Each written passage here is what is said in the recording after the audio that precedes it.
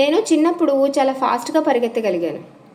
నేను డిగ్రీ చదివేటప్పుడు 10th class పిల్లలకి ఇంగ్లీష్ గ్రామర్ చెప్పగలిగాను అని ఇది వరకు మనం ఒక పని చేయగలిగాము అని చెప్పడానికి ఇంగ్లీష్లో ఎలా చెప్తాము?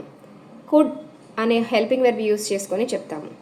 I could teach English grammar to 10th class students when I was studying degree. I could run fast when I was a child అని చెప్తాము. లేదు ఇప్పుడు నేను చేయగలను అని చెప్పాలి అనుకోండి, అప్పుడు ఎలా చెప్తాము? కెన్ యూస్ చేసుకొని చెప్తాము. I can teach English grammar, I can run fast అని చెప్తాము. లేదు నేను ఫ్యూచర్లో చెప్పాలి, ఫ్యూచర్లో నేను బోధించగలుగుతాను అని చెప్పాలనుకోండి, అప్పుడు కూడా కెన్ యూస్ చేసుకొని చెప్తాము.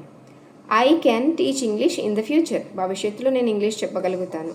లేదు నాకు ఎగ్జాక్ట్గా ఫ్యూచర్లో నేను ఒక పని చేయగలుగుతాను అని చెప్పాలి అనుకోండి, అప్పుడు మనము ఏబుల్ టు యూస్ చేసుకొని చెప్పచ్చు. I will be able to teach English grammar up to 10th class in the future. ఈ ఏబుల్ టు అనేది ప్రజెంట్లోను పాస్ట్లోను కూడా వాడచ్చు. I am able to teach English at present. I was able to teach English when I was studying degree. English ఈజీగా నేర్చుకోవాలి అంటే తప్పకుండా గుడ్ లైఫ్ స్టైల్ కూడా ఇంగ్లీష్ ఛానల్ని సబ్స్క్రైబ్ చేసుకొని లాంగ్ వీడియోస్ని చూడండి, చాలా యూస్ఫుల్గా ఉంటుంది. Okay, thank you.